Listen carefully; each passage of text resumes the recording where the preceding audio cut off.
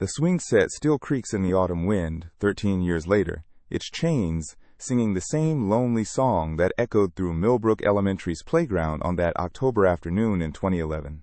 7-year-old Emma Chen had been there one moment, her bright yellow backpack bouncing as she ran toward the monkey bars, and gone the next, leaving behind only a half-eaten peanut butter sandwich in her lunchbox and a purple hair tie caught on the fence.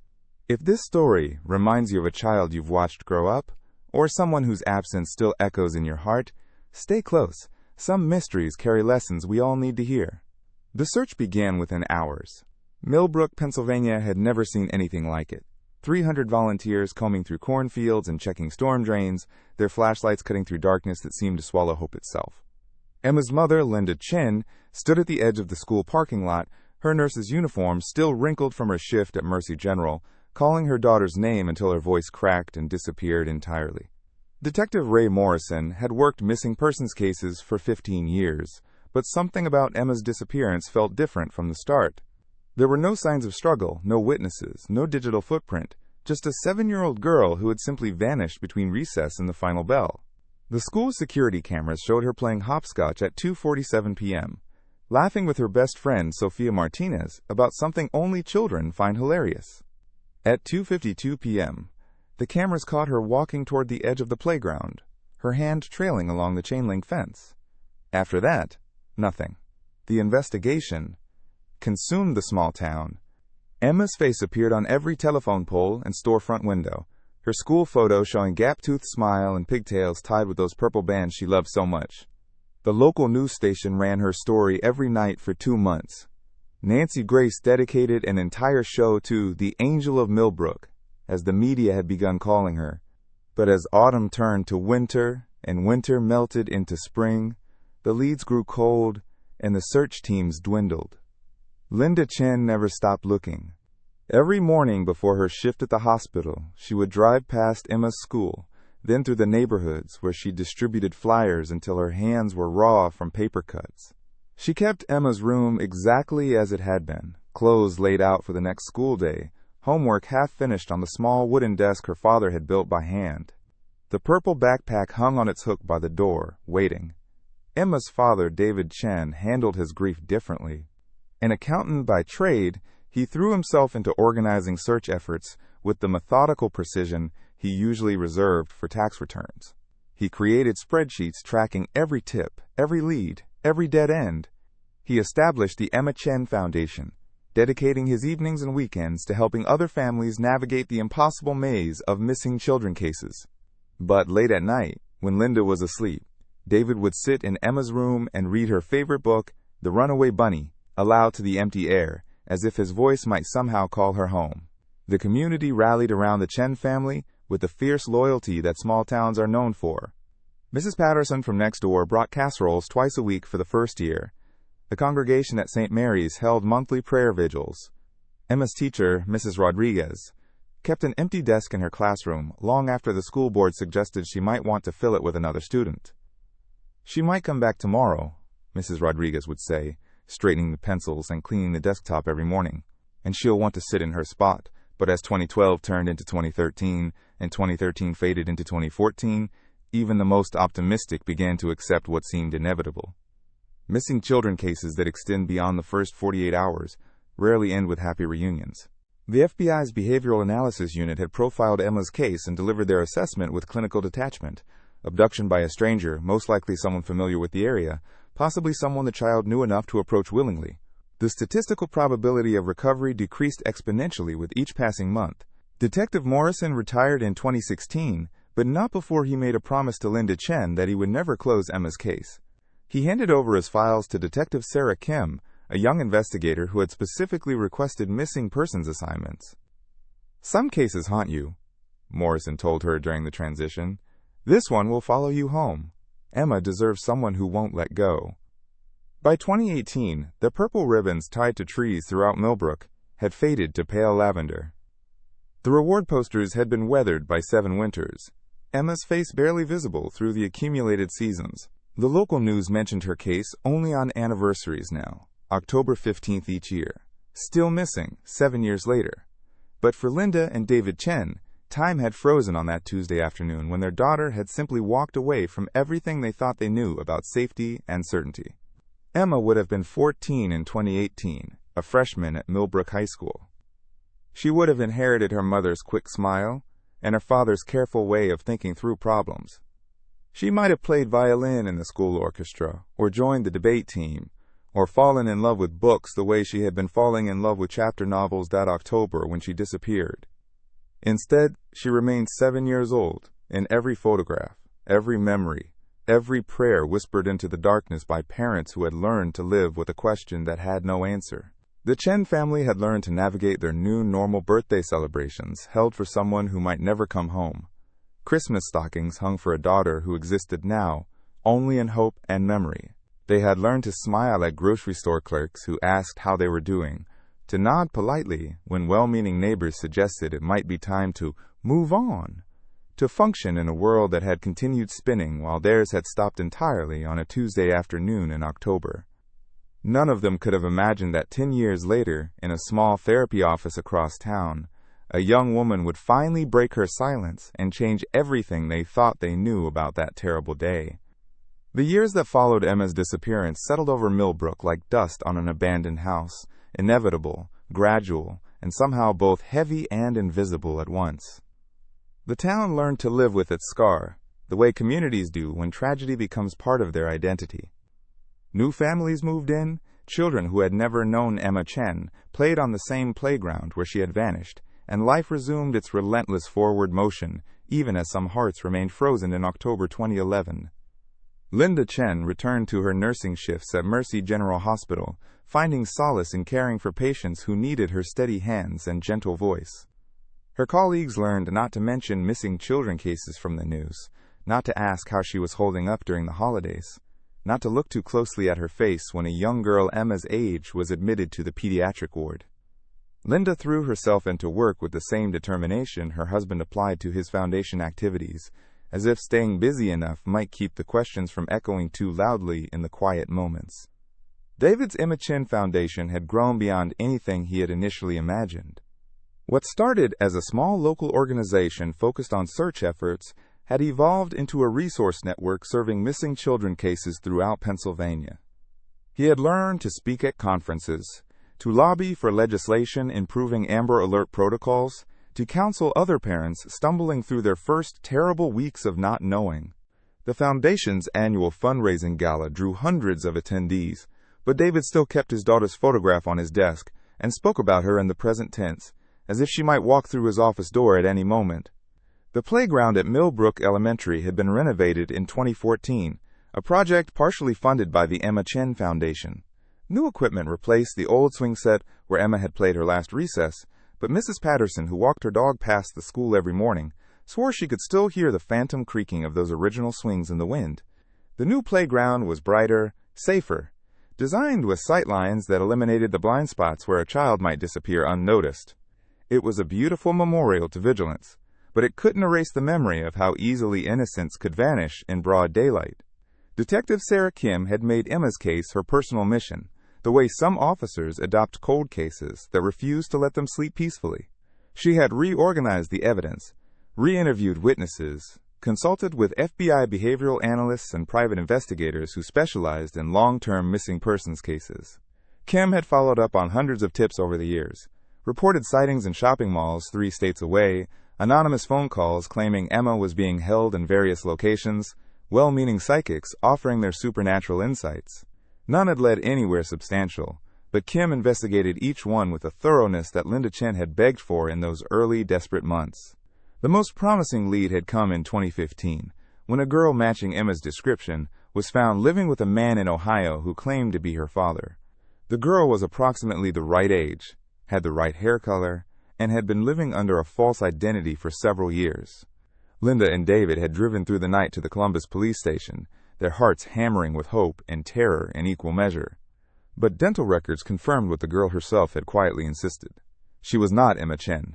She was another missing child from another family's nightmare, finally found but forever changed by her years away from home.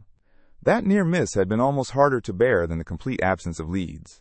For 48 hours, Linda had allowed herself to imagine Emma as she might be now, taller, quieter perhaps, but alive and coming home. The crash back to uncertainty had left both parents more fragile than they cared to admit. David threw himself even deeper into foundation work, while Linda began seeing a therapist for the first time since Emma's disappearance.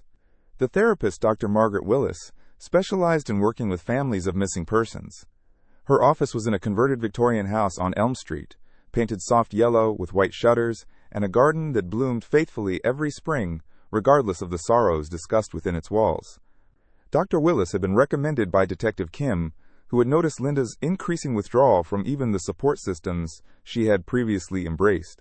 Grief has its own timeline, Dr. Willis told Linda during their first session in the spring of 2016. And when that grief involves ambiguous loss, not knowing whether to mourn or hope, it can freeze us in ways that traditional grieving doesn't prepare us for. Linda found comfort in having a name for what she was experiencing, in learning that her inability to move forward was not a failure of character, but a natural response to an unnatural situation. Emma's best friend, Sophia Martinez, had grown up in the shadow of her friend's disappearance. Now a junior at Millbrook High School, Sophia carried a guilt that no amount of counseling had been able to fully address. She had been the last person to speak with Emma, had watched her walk toward the fence line during that final recess. In her mind, she replayed their conversation hundreds of times, searching for clues she might have missed, warnings she should have heard. Sophia's parents had moved her to a private school in a neighboring town after 8th grade, hoping distance might help her heal, but Emma's absence followed her everywhere. The Martinez family still exchanged Christmas cards with the Chins, still attended the Foundation's annual memorial service each October. But Sophia rarely spoke Emma's name aloud anymore, carrying her memories like stones in her pockets, present but too heavy to examine closely. She had learned to deflect questions about her childhood friendship, to change the subject when classmates asked about the famous missing girl case from their hometown. Some wounds, she had discovered, don't heal so much as learn to live quietly within us. Meanwhile, across town in a small apartment complex near the river, a young woman who would soon turn 18 was preparing to age out of the foster care system. She had been in the system since she was 8 years old, placed there after what her social workers delicately termed a traumatic incident requiring removal from her home environment. Her case file was thick, with psychological evaluations, placement records, and notes from various counselors and therapists who had tried to help her process memories she claimed not to have. The girl was quiet, studious, and had learned early that some stories were safer left untold.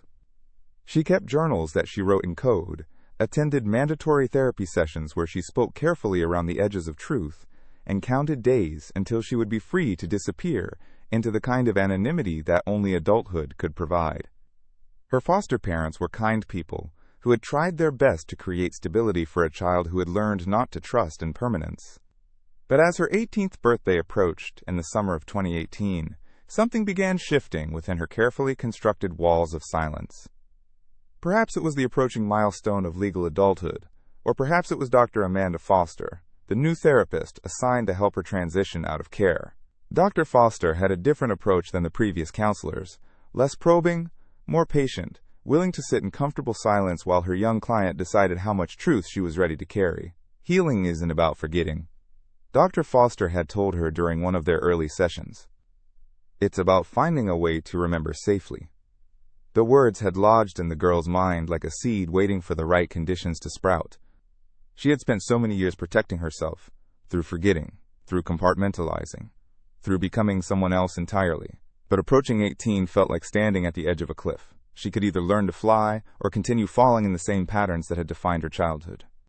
None of the people living with Emma Chen's disappearance, her parents, her former best friend, the detective who had inherited her case, could have known that the key to their questions was attending Millbrook Community College under a different name, working part-time at the campus bookstore, and slowly, carefully, beginning to remember things she had spent 7 years trying to forget. The girl who held their answers had learned to blend into crowds, to smile politely when professors called her name, to deflect personal questions with practiced ease. But late at night in her small apartment, she would sometimes stand at the window and look toward the part of town where Millbrook Elementary School sat quiet in the darkness, its playground empty of children's voices, but somehow still echoing with memories that refused to stay buried. By 2018, she was ready to stop running from herself. She just didn't know yet that telling her truth would finally give Emma Chen's family the answers they had been searching for through 7 long years of questions. Dr. Amanda Foster had specifically requested to work with adolescents aging out of foster care when she joined Millbrook Community Mental Health Services in the spring of 2018. Fresh from completing her doctorate in clinical psychology with a specialty in trauma and recovered memory, she brought an energy and optimism that her more seasoned colleagues viewed with a mixture of admiration and gentle skepticism. They had learned over years of difficult cases that enthusiasm could be dangerous currency in work that required patient, measured hope. But Dr. Foster's approach was rooted in research rather than mere idealism. She had studied under Dr. Sarah Pemberton at Johns Hopkins, whose groundbreaking work with childhood trauma survivors had revolutionized therapeutic approaches to repressed and fragmented memories. Foster understood that traditional talk therapy often failed with clients whose survival had depended on forgetting, on compartmentalizing experiences too overwhelming for a young mind to process safely. Her office, located in the basement level of the mental health center, was designed to feel more like a living room than a clinical space. Soft lighting came from table lamps rather than harsh overhead fluorescence. Comfortable chairs were arranged around a coffee table where she kept art supplies, fidget toys, and books of poetry. The walls were painted a warm sage green and decorated with photographs of nature scenes, forests and streams and quiet meadows where healing might seem possible. Dr. Foster's first client of the morning on that humid Tuesday in June was listed in her appointment book simply as Maya S. The girl was 17, would turn 18 in 3 months, and had been referred by her caseworker for transition planning and trauma processing. The file contained the usual documentation, placement histories, psychological evaluations, academic records, but reading between the clinical language, Foster could see the outline of a child who had learned to survive by becoming invisible. Maya arrived precisely on time, as she did every week. She was small for her age, maybe 5 feet 2 inches, with dark hair she wore in a simple ponytail, and clothes that seemed chosen for their ability to help her blend into any crowd. Her eyes were alert but guarded, constantly scanning the room as if cataloging exit routes. Foster had worked with enough trauma survivors to recognize the hypervigilance. The careful way Maya positioned herself in the chair nearest the door, the measured tone she used when responding to even casual questions. "How was your week?" Foster asked, settling into her own chair and opening the notebook where she kept session notes. It was their 6th meeting, and Maya still responded to most inquiries with variations of fine or okay, words that conveyed information while revealing nothing meaningful. "It was fine," Maya replied, as expected. She was examining the new addition to Foster's desk, a small kaleidoscope that caught the light from the window and scattered rainbow fragments across the ceiling. "What's that for?"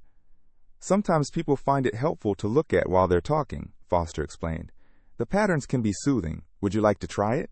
Maya accepted the kaleidoscope with careful hands, holding it up to the light and slowly rotating the cylinder.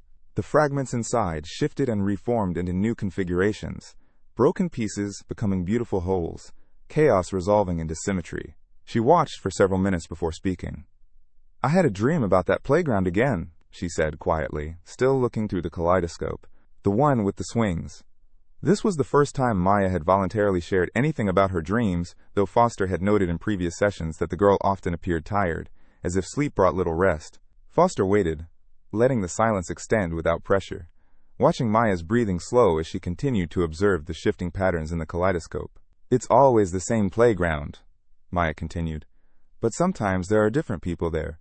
Sometimes there's a little girl with purple hair ties. She's calling for someone, but nobody answers." Foster felt a small chill of recognition. Millbrook was not a large town, and the details, playground, purple hair ties, were specific enough to be more than coincidence. But she had learned not to lead clients toward revelations they weren't ready to make independently. Instead, she focused on the immediate therapeutic value of Maya's willingness to share. "Dreams about playgrounds can represent many things," Foster said gently. "Sometimes they're about childhood, about feeling safe or unsafe, about transitions. How do you feel in the dream?" Maya lowered the kaleidoscope and met Foster's eyes directly for the first time in their sessions together. "Scared," she said, "but not of the little girl, scared for her. Like I know something bad is going to happen, but I can't make myself move fast enough to stop it." "That sounds like a very helpless feeling," Foster observed. "Do you recognize the playground from somewhere?" Maybe. Maya's voice was barely above a whisper now. It might be the one at my old school. Before I went into care. But everything from that time is kind of blurry. Foster made a note, underlining the word blurry twice. In her experience, childhood memories that were consistently described as blurry or unclear often indicated protective psychological mechanisms, the mind's way of shielding itself from experiences too traumatic to process fully. But forced recovery of repressed memories could be as harmful as the original trauma, so her approach remained patient and non-directive. Memory can be like that kaleidoscope, Foster suggested.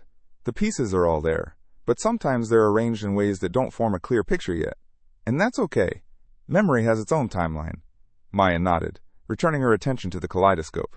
I've been thinking about what you said last week, about how healing isn't about forgetting. I think maybe I've been trying too hard to forget things, but they're still there anyway. What kinds of things? Foster asked, noting the way Maya's breathing had become more shallow, her grip on the kaleidoscope tighter. Voices. Sometimes I remember voices from when I was little. A man's voice, mostly. He used to tell me stories about special games that were just between us. He said if I ever told anyone about our games, something bad would happen to my family. Foster felt her pulse quicken, but kept her expression neutral and supportive. Maya was approaching something significant. The careful way she was choosing words suggested memories that were surfacing despite years of protective repression. That sounds like you were given a very heavy responsibility for a little girl, Foster said. The kind of secret that children shouldn't have to carry. I was good at keeping secrets, Maya replied. Maybe too good, but I'm 18 in 3 months, and I keep thinking about that little girl in my dreams. What if she's still waiting for someone to help her? The session continued for another 30 minutes, with Maya sharing fragments of memory that painted an increasingly clear picture of childhood sexual abuse.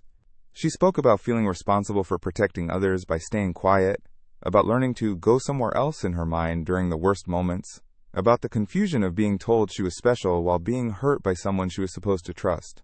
As the session ended, Maya returned the kaleidoscope to Foster's desk with careful precision.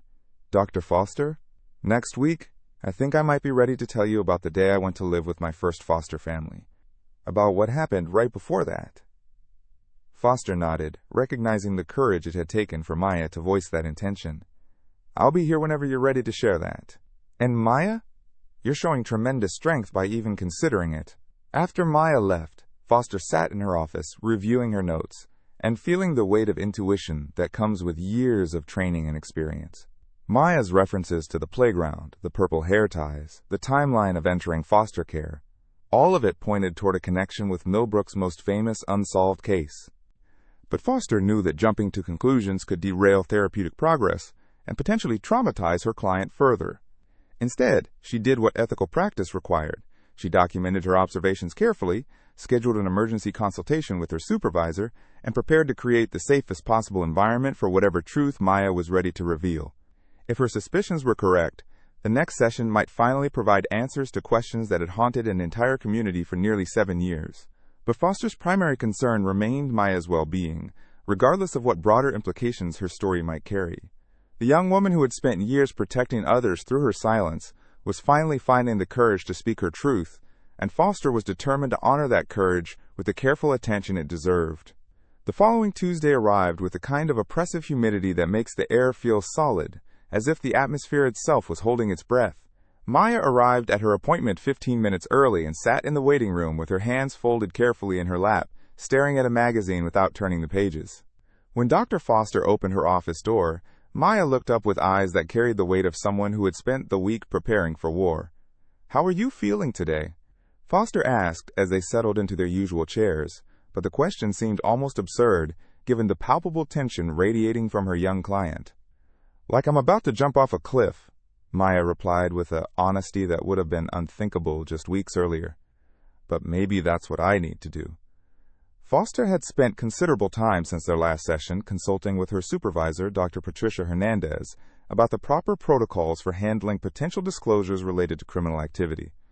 They had agreed that Foster's primary obligation remained Maya's therapeutic well-being, but that certain revelations would require careful documentation and possible law enforcement notification. Foster had also, with Dr. Hernandez's guidance, prepared a recording device that could be activated if Maya consented to having her session documented. Before we begin today, Foster said gently, I want to remind you that our conversations are confidential, but there are some exceptions.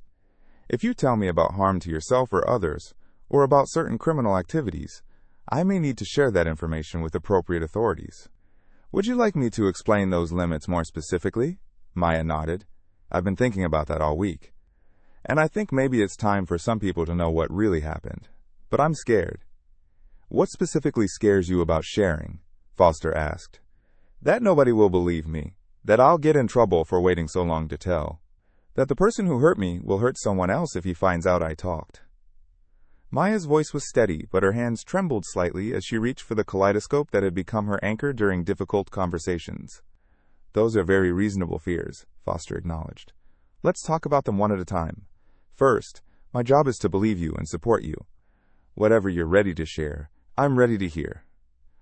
Maya took a deep breath and began turning the kaleidoscope slowly, watching the colored fragments shift and reform. His name was Mr. Peterson. He lived next door to us when I was little. He was retired, and my mom worked 2 jobs, so he would watch me after school sometimes. Everyone thought he was so nice because he helped out with yard work and fixed things around the neighborhood. Foster made careful notes, recognizing the classic pattern Maya was describing, a trusted adult who gained access to a child through helpful, seemingly altruistic behavior. He started with games. Maya continued, her voice taking on the flat, dissociated tone that trauma survivors often used when recounting painful memories. Secret games that were just between us. He said I was special, that he loved me in a way that other people wouldn't understand. And then the games got different. He said if I told anyone, something bad would happen to my mom, that she might lose her job, or that people would think she was a bad mother for letting me spend time with him. Maya paused, lowering the kaleidoscope to look directly at Foster. I was 7 years old. I believed him. And the games kept happening for months. Foster nodded, recognizing the sophisticated manipulation Maya was describing. The way predators use children's natural desire to protect their parents as leverage for continued abuse. That must have been so confusing and frightening for you. 7-year-olds aren't supposed to carry those kinds of secrets. I got really good at pretending everything was normal, Maya said. At school, at home, but inside, I felt like I was disappearing a little bit more every day. And then one day in October, Mr. Peterson told me he wanted to play a new game. Maya's breathing became shallower, and Foster noticed her free hand clenching into a fist. They were approaching something significant.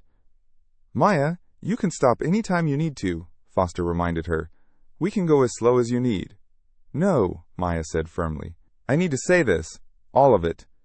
She resumed, turning the kaleidoscope, finding rhythm in its mechanical motion. He said we were going to play hide-and-seek, but not regular hide-and-seek.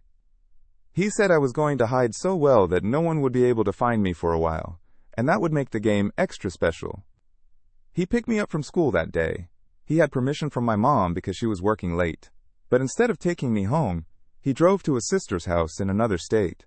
Foster felt her pulse accelerate but maintained her therapeutic composure. How long were you at his sister's house? Almost a year, Maya replied. His sister wasn't there. I found out later she had been dead for 2 years, but he kept paying the utilities and taking care of the house. He told me that my mom had gone away and that I was going to live with him now. He said if I tried to call her, or if I told anyone where I was, something terrible would happen to her. The clinical implications of what Maya was describing began settling over Foster like cold water. A 7-year-old girl disappeared from her school in October, held for nearly a year by a trusted adult. The timeline aligned perfectly with Emma Chen's disappearance. Maya, Foster said carefully, I want to make sure I understand. You're telling me that when you were 7, in October of 2011, a man named Mr. Peterson took you from your school and kept you at his sister's house for almost a year? Maya nodded, tears beginning to flow despite her controlled tone. October 15th. It was a Tuesday. I remember because I had show and tell the next day, and I was excited to share my new library book about butterflies. But I never got to do show and tell. Foster's hands were shaking slightly as she wrote, but she forced herself to continue the session professionally. What happened after that year? Someone called the police. I never found out who. Maybe a neighbor noticed something. Mr. Peterson got arrested, and I got put into emergency foster care. But I was so confused and scared. The police and social workers kept asking me questions about what happened, and I was terrified that telling the truth would get my mom in trouble like Mr. Peterson said it would. Maya set down the kaleidoscope and looked directly at Foster. So I lied. I told them I couldn't remember anything clearly, that it was all blurry. I said maybe Mr. Peterson found me wandering around lost and was trying to help me. I protected him because I was still afraid of him, even after he was arrested. What happened to Mr. Peterson? Foster asked. He got charged with child endangerment and unlawful restraint, but without my testimony about the other things. He only served 2 years. He's been out since 2014. Maya's voice dropped to a whisper. And I've been Maya Silva ever since. They changed my name as part of the placement process. Because there was so much media attention, they said it would help me have a fresh start. Foster set down her pen, the full weight of Maya's confession settling over her. Maya, do you know what your name was before you became Maya Silva? Emma, she said simply. Emma Chen. And my parents, my real parents, they probably still think I'm dead. The room fell into profound silence, broken only by the sound of Maya's quiet crying and the distant hum of the air conditioning system struggling against the summer heat. Foster reached for the tissue box, her training warring with her human response to witnessing such profound courage and pain. Maya, Emma, what you've just shared took incredible bravery, Foster said, and I need you to know that none of what happened to you was your fault. Not the abuse, not the abduction, not the years of silence. You were a child who was manipulated and threatened by an adult who should have protected you. Emma looked up through her tears. But I let my parents think I was dead for 7 years. How can they ever forgive me for that? You survived, Foster said firmly. That's what you did. You found a way to survive an impossible situation. And you've spent 7 years healing and growing and becoming strong enough to tell this truth. Your parents, they're going to understand that. Emma nodded, wiping her eyes with tissue. Dr. Foster, I want my parents to know I'm alive. And I want Mr. Peterson to be stopped before he hurts another little girl. What do I need to do? Foster reached for her phone, knowing that the next call would set in motion a series of events that would transform multiple lives.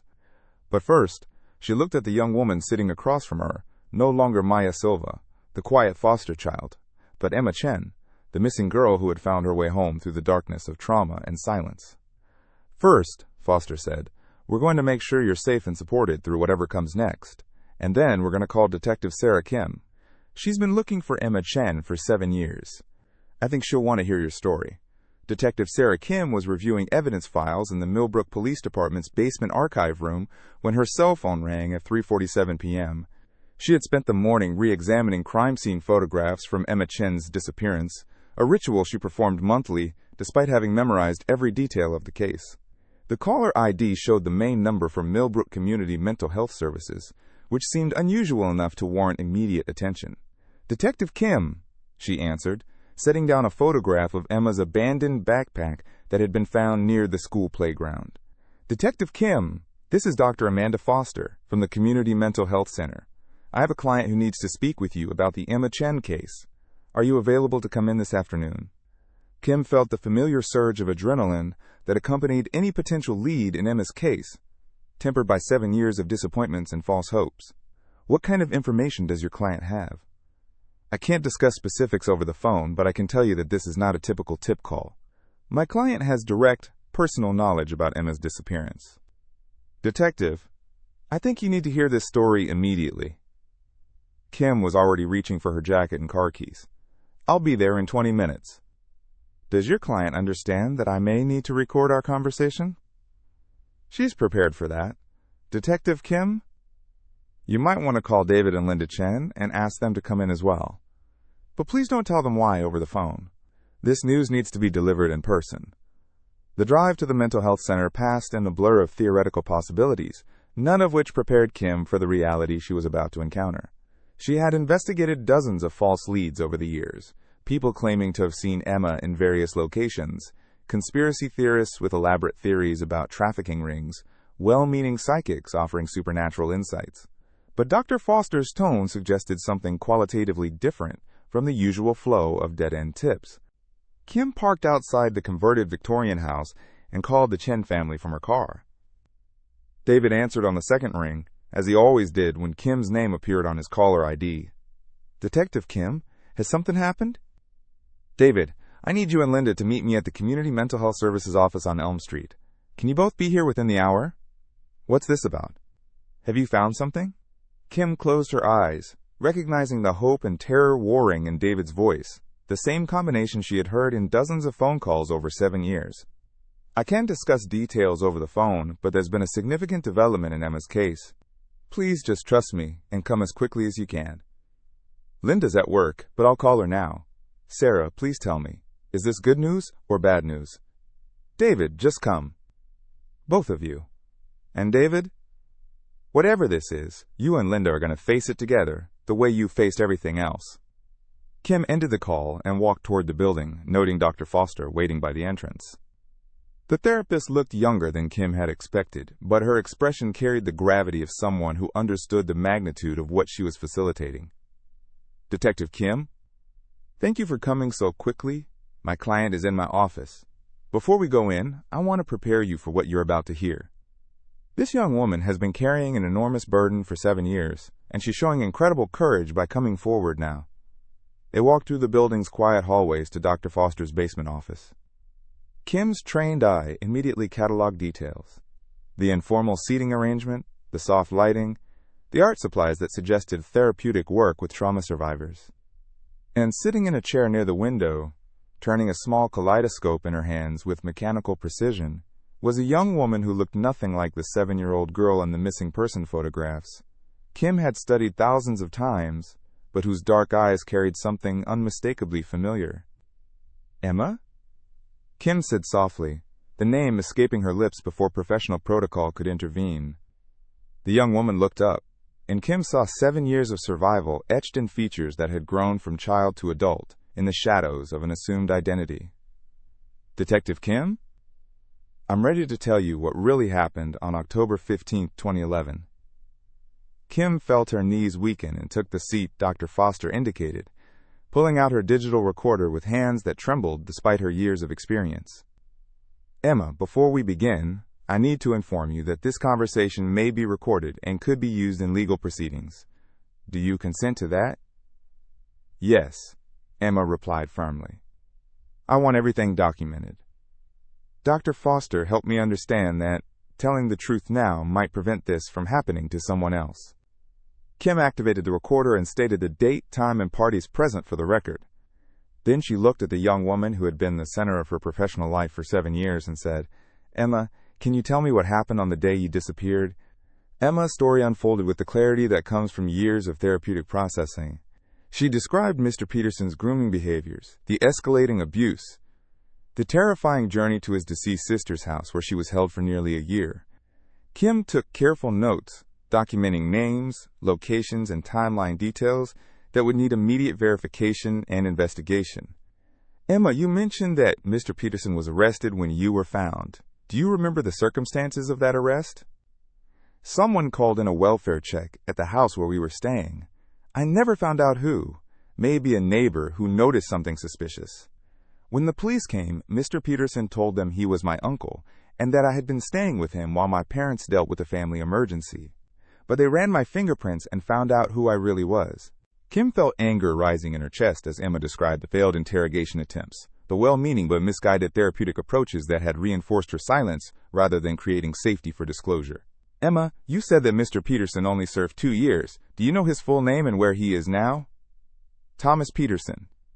He lived at 1247 Maple Street when I was little, the house next to ours. I don't know where he is now, but Dr. Foster helped me look up his conviction records online. He was released in October 2014. Kim made a note to immediately run Peterson's current address and criminal history.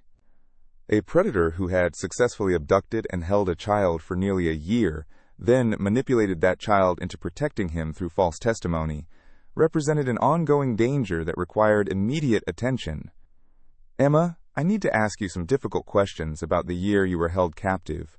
I know this is painful, but we need to document everything to build a case against Peterson and to make sure he can't hurt anyone else. Emma nodded, her grip tightening on the kaleidoscope. I understand.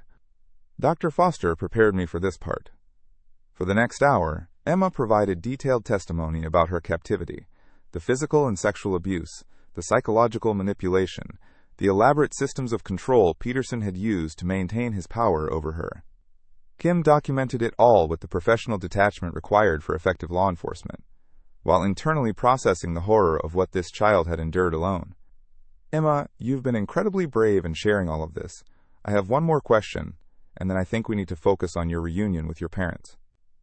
Do you have any knowledge of Peterson attempting to contact or locate you since your placement in foster care? Emma's expression darkened. Actually, yes. About 3 years ago, I was at the mall with my foster family, and I saw him.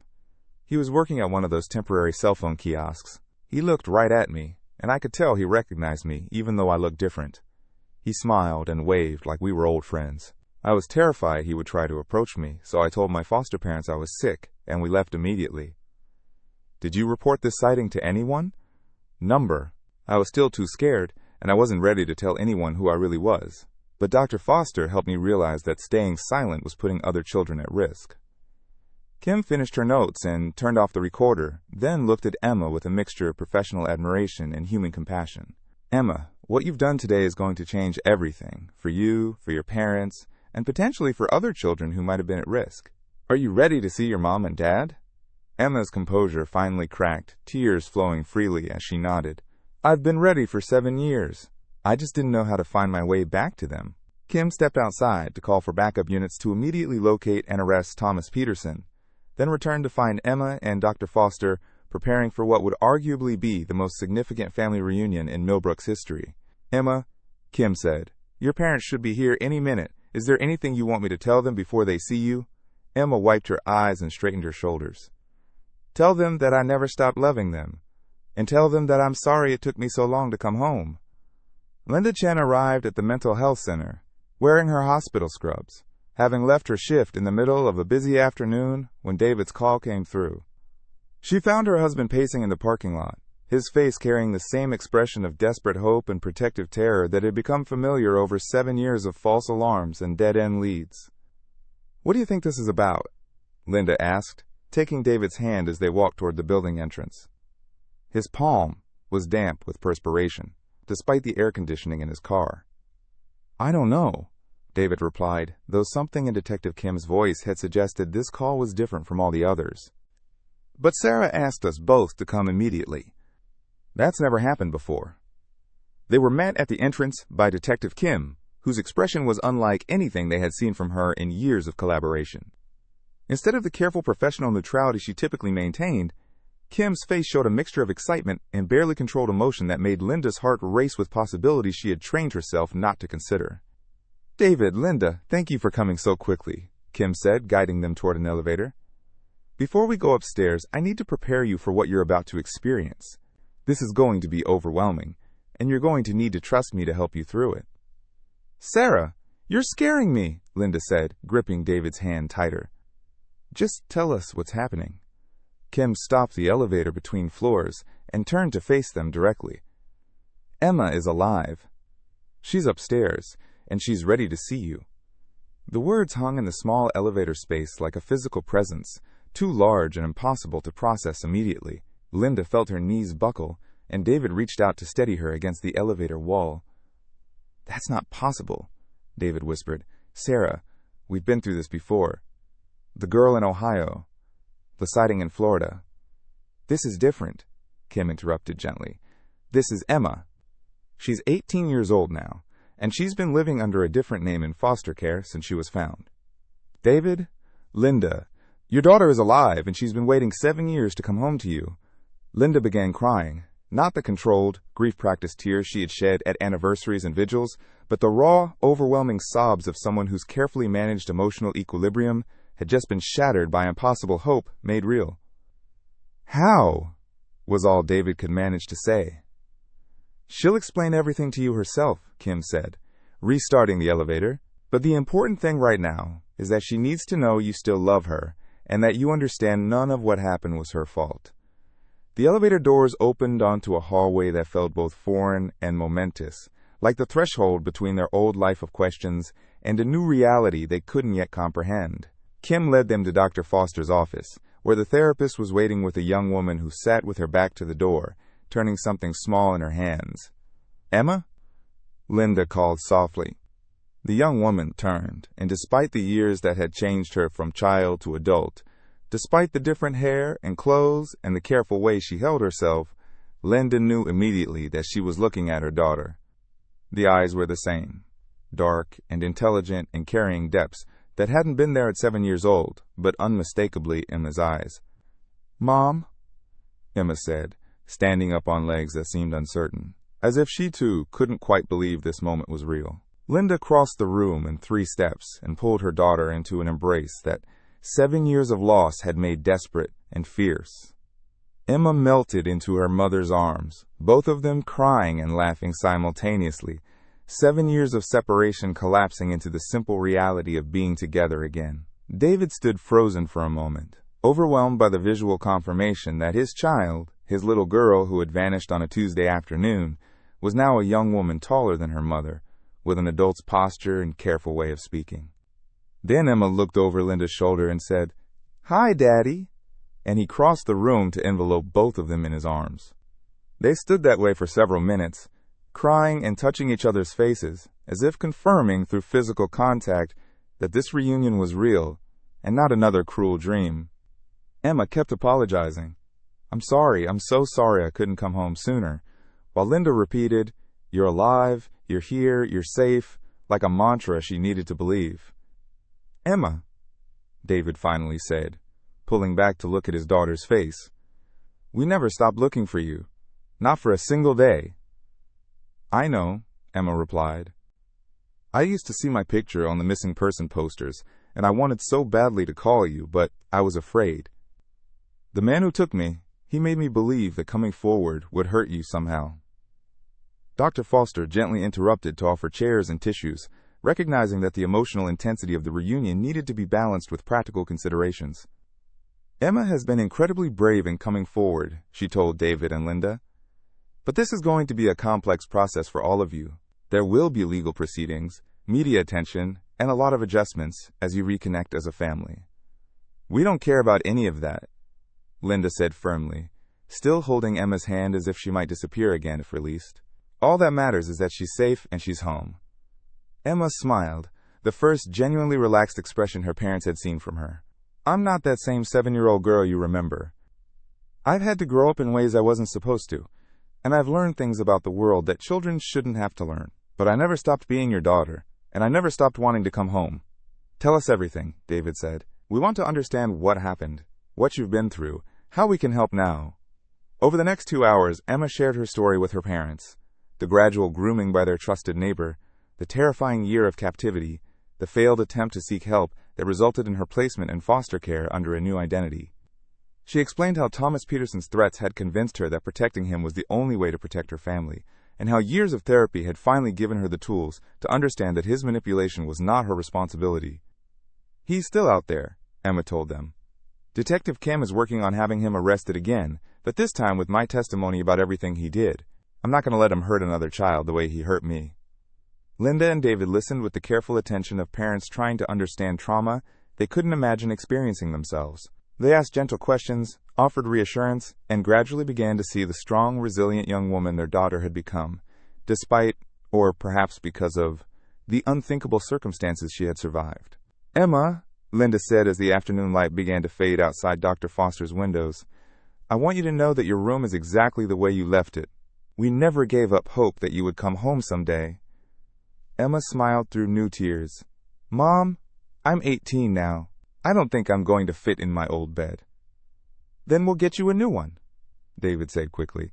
"Whatever you need, we just want you home." "I'd like that," Emma said. "I'd like to come home and be Emma Chen again. Maya Silva was a name I needed to survive, but she's not who I really am." Detective Kim, who had been coordinating the arrest warrant for Thomas Peterson from the hallway, returned to inform them that Peterson had been located and taken into custody without incident. "Emma, your courage in coming forward today has not only brought you home to your family, but it's also taken a dangerous predator off the streets. The district attorney wants to meet with you tomorrow to discuss the charges we'll be filing." Emma nodded, then looked around the room at the people who had helped orchestrate her return to herself. Drive. Foster, who had created the safe space for truth-telling. Detective Kim, who had never given up searching, and her parents, who had never given up hoping. "Can we go home now?" she asked simply, Linda and David exchanged a look that communicated 7 years of shared grief transformed instantly into shared joy. "Yes," Linda said, standing and offering Emma her hand. "Let's go home." As they prepared to leave Dr. Foster's office, Emma turned back one more time. "Dr. Foster, thank you for helping me remember that healing isn't about forgetting. It's about learning to remember safely." The small group walked together toward the elevator, past the waiting room where Emma had spent so many weeks preparing for this moment, through the doors that now opened onto a completely different life than the one any of them had been living that morning. Outside, the late afternoon sun seemed brighter than it had in years, and for the first time since October 15, 2011, the Chen family was complete. The arrest of Thomas Peterson sent shockwaves through Millbrook that rippled far beyond the boundaries of Emma's immediate family. Within hours of Emma's reunion with her parents, news of her survival and Peterson's arrest had spread through the tight-knit community like wildfire, carried by social media posts, phone calls, and the inevitable small-town network of shared information that makes secrets impossible to keep. Peterson was arrested at his apartment complex on the south side of town, where he had been living quietly under the radar since his release from prison in 2014. The 37-unit building housed mostly transient residents, people who moved frequently and didn't ask questions about their neighbors' histories.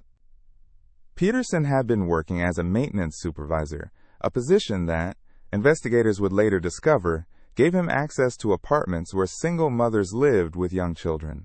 Detective Kim led the arrest personally, accompanied by 4 patrol officers and a representative from the district attorney's office. Peterson answered his door wearing a faded Millbrook Elementary School t-shirt, a detail that would later haunt everyone involved in the case. He showed no surprise when Kim identified herself and read him his rights, responding to the charges with the same calm demeanor that had made him such an effective predator years earlier. "I figured this day would come eventually," Peterson told Kim as he was handcuffed. "That girl always was too smart for her own good."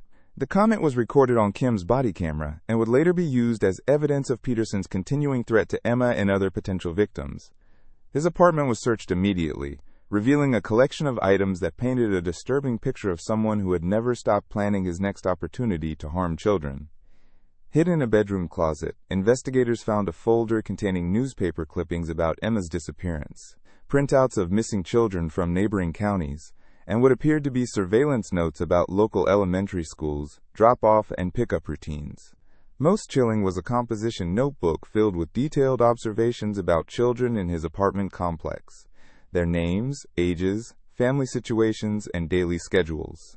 District Attorney Maria Santos held a press conference that evening, standing on the courthouse steps with Emma's parents and Detective Kim. The national media had already begun descending on Millbrook, drawn by the extraordinary story of a missing child found alive after 7 years and the arrest of her abductor. "Today represents both a celebration and a reckoning," Santos told the assembled reporters. Emma Chen's courage in coming forward has not only reunited her with her family, but has also potentially prevented Thomas Peterson from victimizing other children. "We will be prosecuting this case to the fullest extent of the law." Santos announced charges including kidnapping, child sexual assault, unlawful restraint, and tampering with evidence. Additional charges were expected as the investigation continued and as other potential victims were identified. Peterson's bail was set at $2 million, an amount clearly intended to keep him in custody pending trial. The Chen family chose not to speak to media that evening, instead releasing a statement through their attorney expressing gratitude to the community, law enforcement, and Dr. Foster for their roles in Emma's recovery. They asked for privacy as they navigated the complex process of rebuilding their family relationships and supporting Emma through the legal proceedings ahead.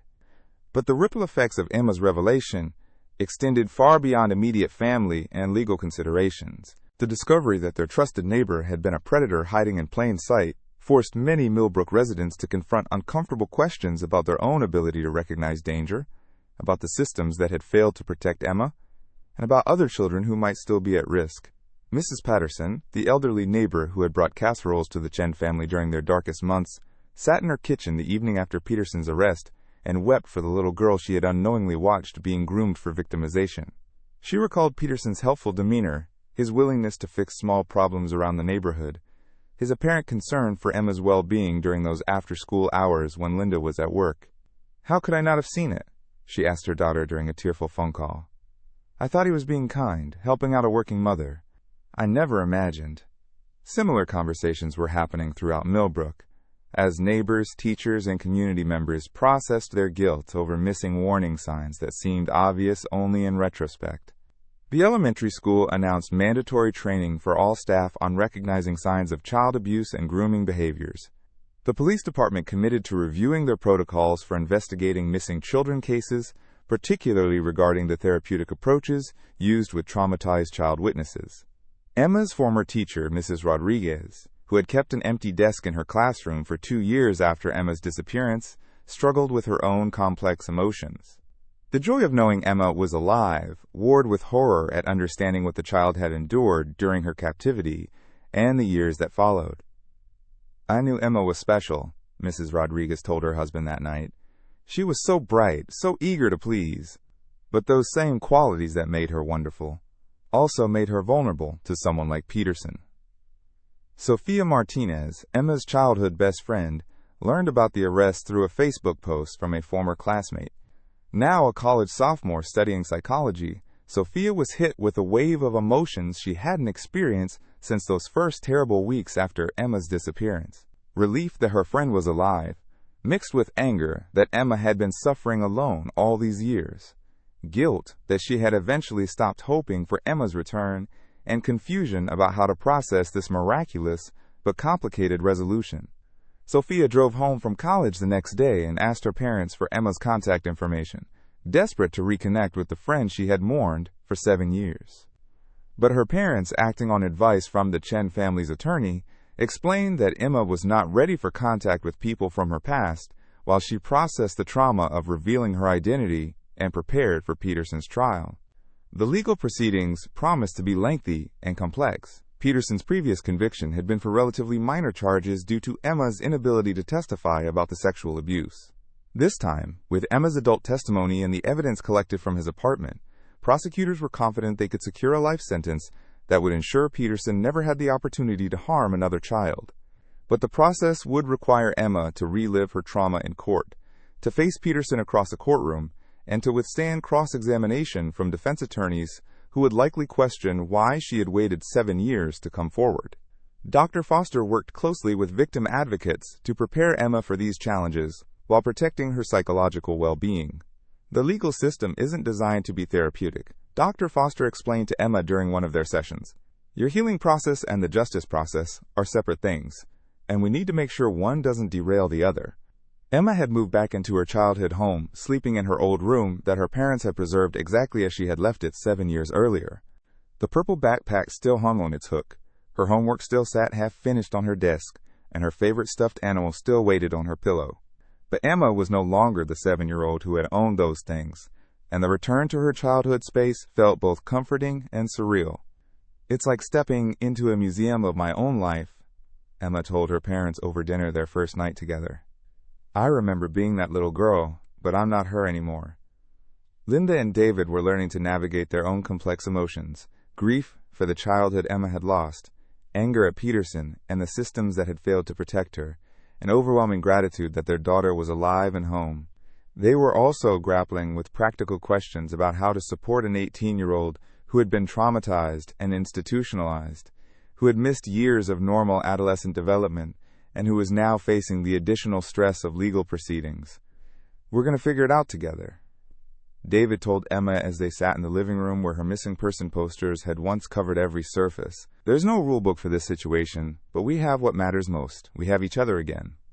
As Peterson sat in his jail cell awaiting trial, Emma began the difficult work of reclaiming her identity and her future. She had survived the worst that one human being could do to another, had found the courage to break years of silence, and had taken the first steps toward ensuring that Peterson could never hurt another child. The reckoning was just beginning, but for the first time in 7 years, Emma Chen was facing it as herself, surrounded by people who loved her and supported her right to live freely and safely in the world. 6 months after Emma's reunion with her parents, Millbrook had settled into a new rhythm that acknowledged both the miracle of her return and the sobering reality of what her survival had cost. The media circus that followed Peterson's arrest had eventually moved on to other stories, but the changes Emma's courage had set in motion continued to ripple through the community in quieter, more lasting ways. Peterson's trial had concluded in February with a conviction on all charges and a life sentence without the possibility of parole. Emma's testimony had been powerful and unflinching, delivered with the steady voice of someone who had transformed her victimization into a source of strength. When the verdict was read, Emma sat between her parents in the courtroom gallery and quietly whispered, "It's over." But endings and beginnings often occupy the same space, and for Emma, the conclusion of the trial marked not just the end of Peterson's ability to hurt others, but the beginning of her freedom to build the life that had been stolen from her 7 years earlier. She had enrolled at Millbrook Community College for the spring semester, starting with a light course load while she continued therapy with Dr. Foster, and adjusted to living openly as Emma Chen again. Her decision to study social work surprised no one who knew her story. She had lived through the failures and successes of various systems designed to protect children, and she wanted to help improve those systems for others. "I know what it feels like to be a child who can't tell anyone what's happening to them," Emma told her academic advisor during course registration. "I want to be the person who creates safe spaces for kids to find their voices." The Emma Chen Foundation, which David had founded during the desperate years of searching, had evolved into something neither parent could have imagined when they first started it, as a way to channel their grief into action. With Emma's input and participation, the foundation now focused specifically on training programs for therapeutic approaches to child trauma, funding for specialized training for law enforcement officers working with child victims, and advocacy for legislative changes to protect children in foster care. Emma had insisted on speaking at the foundation's annual fundraising gala in March, her first public appearance since Peterson's trial. Standing at the podium in the Millbrook Community Center, looking out at an audience that included many people who had searched for her as a child, she spoke with the poise of someone who had learned to transform pain into purpose. 7 years ago, I was a 7-year-old girl who believed that staying silent was the only way to protect the people I loved, she said. Today, I'm an 18-year-old woman who understands that speaking the truth, even when it's frightening, even when it takes years to find the courage, is how we actually protect each other. The foundation raised more money that night than in any previous year, but more importantly, Emma's speech inspired 3 other young people in attendance to come forward with their own stories of abuse, leading to 2 additional arrests and convictions. Emma's relationship with her parents had required careful rebuilding, navigating the complex territory between the child they remembered and the adult she had become.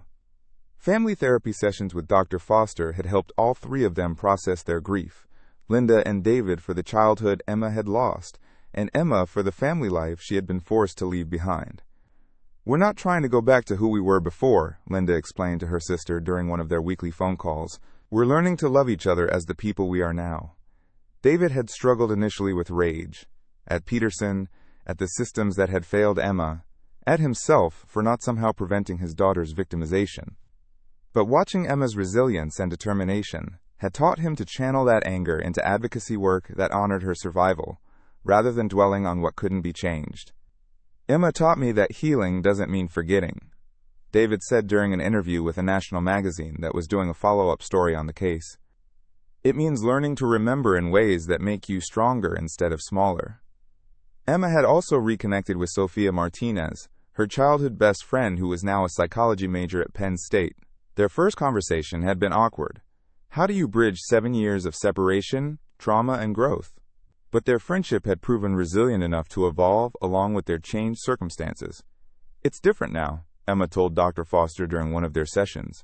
"We're not the same people we were when we were 7. But there's something there, a foundation of really knowing each other, that survived everything that happened." Sophia had become one of Emma's strongest supporters, visiting home from college regularly and serving as a bridge between Emma and other former classmates who wanted to reconnect, but weren't sure how to approach someone whose story had become so public and extraordinary. The playground at Millbrook Elementary had been renovated again, this time with input from Emma herself. She had requested that a small memorial garden be planted near the fence where she had last been seen as a 7-year-old, not to commemorate her disappearance, but to celebrate the resilience of children who survive trauma. "I want kids to see that garden and know that growing can happen even in difficult soil," Emma had told the school board when she proposed the project. On a warm afternoon in late April, Emma stood in that memorial garden with her parents, Dr. Foster and Detective Kim. She was holding the same purple backpack that had been found near the playground 7 years earlier, returned to her family as evidence was released following Peterson's conviction. "I used to think this backpack represented the worst day of my life," Emma said, running her fingers over the faded purple fabric. "But now I think it represents something different. It's proof that I survived, that I found my way home." Linda wiped away tears as she watched her daughter. No longer the 7-year-old who had vanished on a Tuesday afternoon, but not yet fully settled into whoever she was becoming. Emma was still in therapy, still processing years of trauma, still learning to trust in permanence and safety. But she was also enrolled in college, building friendships, planning a future that stretched beyond survival into possibility. Detective Kim had been promoted to sergeant and now oversaw the department's missing persons unit, implementing new protocols based on lessons learned from Emma's case. She carried Emma's business card in her wallet. Emma had started working part-time as a victim advocate while attending college, and frequently consulted with her on cases involving traumatized child witnesses. "Emma doesn't just help these kids tell their stories," Kim explained to a colleague. "She helps them understand that their stories matter, that their survival matters, that they have the right to be believed and protected." Dr. Foster continued working with Emma on a monthly basis, but their relationship had evolved from intensive trauma therapy to supportive maintenance work, focused on helping Emma navigate the normal challenges of young adulthood, while managing the ongoing impacts of her childhood trauma. "Emma has taught me as much as I've taught her," Dr. Foster reflected during a consultation with colleagues. "She's shown me what healing looks like when someone is brave enough to reclaim their own story." As summer approached, Emma was planning to spend her break from college working full-time with the foundation and training for her new volunteer position with the county's Child Advocacy Center. She had also applied to transfer to Penn State in the fall, where she would major in social work and minor in criminal justice, with plans to specialize in trauma-informed approaches to child welfare. "I know what it feels like to be a child whose voice isn't heard," Emma said during her interview for the Advocacy Center position. "I want to spend my life making sure other children know they have the right to be heard, believed, and protected." On Emma's 19th birthday in July, the Chin family celebrated quietly at home with a small gathering of people who had been part of her journey back to herself. Drive, Foster, Detective Kim, Sophia, and Mrs. Patterson, who had become a surrogate grandmother figure in Emma's recovery. As evening settled over Millbrook, Emma and her parents sat on their front porch, watching the sun set over the neighborhood where she had been victimized, from which she had been taken, and to which she had finally returned as the author of her own story rather than simply its victim. "Are you happy?" Linda asked her daughter, a question she had been afraid to voice for months. Emma considered the question seriously, turning it over in her mind the way she had learned to examine complex ideas in therapy and in her college courses. "I'm not the same person I would have been if none of this had happened," she said finally. "But I'm becoming someone I'm proud to be. Someone who can help other people find their way home too." David reached over and took both Emma's and Linda's hands, completing a circle that had been broken for 7 years and was now strong enough to hold whatever the future might bring. "We're proud of you too," he said simply, "and we're grateful every day that you found the courage to come home." Emma smiled, looking out over the neighborhood, where children played in yards that had once felt dangerous, where families lived and loved and protected each other with the kind of vigilance that comes from understanding how precious and fragile safety can be. "I'm home," she said, and for the first time in 7 years, the words felt completely true. If stories like Emma's move you to believe in the power of hope and the strength of human connection, we share them because they remind us that even in our darkest moments, the melodies of love continue to play, waiting to guide us home. Subscribe to our YouTube channel to hear more stories that touch the soul and inspire the heart.